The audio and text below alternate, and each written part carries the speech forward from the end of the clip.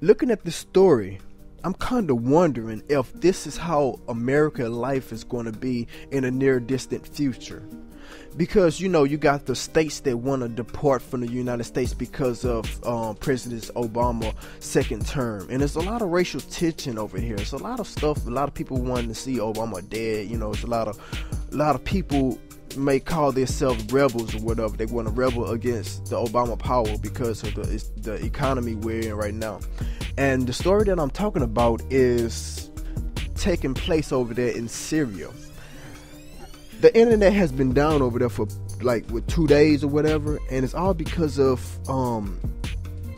a war that's going over there. Activists said security forces clashed with rebels trying to trample the president Bashar Assad. Now, the video link in the description area is very graphic. I'm gonna warn you right now, it's very graphic. You will see a lot of stuff that I don't think a lot of people are prepared to see. People's heads are seriously blown off. You can see inside of their heads, no brain. You can just see inside of their heads. The Air Forces came and bombarded this building, and this building is ramshackled. It's reduced basically to rubble. You see all these little people inside of there, kids inside of there, and it's very graphic. It's a lot of blood, it's a lot of gore in it. So if you're screaming at your heart, please do not click on the link. I cannot post this video on my channel because of the simple fact that it's so graphic. The internet connections and most telephone lines have been down for the second day. The worst communication outage in a 20-month uproar in which 40,000 people have been killed, hundreds of thousands have fled the country, and millions have been displaced. Now, I feel sorry, and my prayers go out to those people that's over there. I understand they're rebels or whatever, but there are people also. You know what I'm saying? This is a very unhuman act. This is very my words are not even coming out right, man. This is a very barbaric way of just doing this. I understand their way is way different than over here. It's still a third world country over there, and they're more violent than what we are. I understand that, but I mean, just seeing these acts that's going on over there is real cruel, man. And I wouldn't wish this on anyone right now. And with the way America is going, I just can't sit here and think that we are not headed in the same path. In the comments area below, let me know what you think about this. If you're somehow watching this, from over there in India or Afghanistan or something, how does this affect you? Because I know people over there in Syria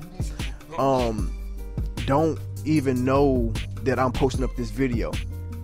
And people that's been displaced or that fled the country, how do you feel about this? You know what I'm saying? Because I don't know how would I feel about my own government bombarding us, bombarding me and my family. Little kids are sitting there injured. They're sitting in a pile of rubble, wondering what's really going on. And stuff like this basically really have to stop. I don't know. Since they have a president, I'm pretty sure they have a democracy over there, and they should handle things a little bit differently. But like I said, I don't know what these rebels have done. I don't know what's really going on over there. I really don't. And in these past few months, it's been a lot of stuff happening over there in third world countries. A lot of violence happening over there in third world countries. With the miners that have been killed. Various stories that have been happening, and I'm wondering, with these stories just piling up like this, I have really never seen this many violent, barbaric acts happening in a row. Maybe the Mayans were correct about the world ending.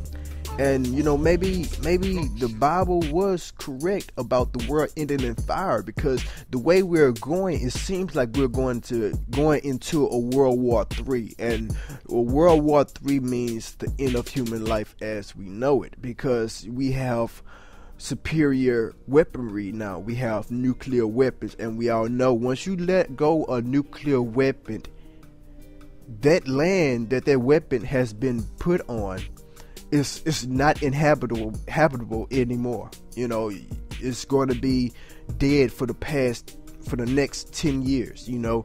And you know, I just want to know what y'all think about this. What do y'all think will come of this? You know, when will this war over there end? And reading this update right now, it says that the United Nations envoy for Syria said Thursday that the divisions in the Security Council are blocking progress toward ending the violence in Syria, and any ceasefire will require the presence of an international peacekeeping force. The president of Syria says he has the elements for a possible peace plan, but those elements cannot be put together until the Security Council has come together and is ready to adopt a resolution that will be the basis for a political process. World powers remain divided on how to stop Syria's crisis, and with the U.S. and many Arabs and European nations calling for Assad to step down, while Russia, China, and Iran continue to back the regime.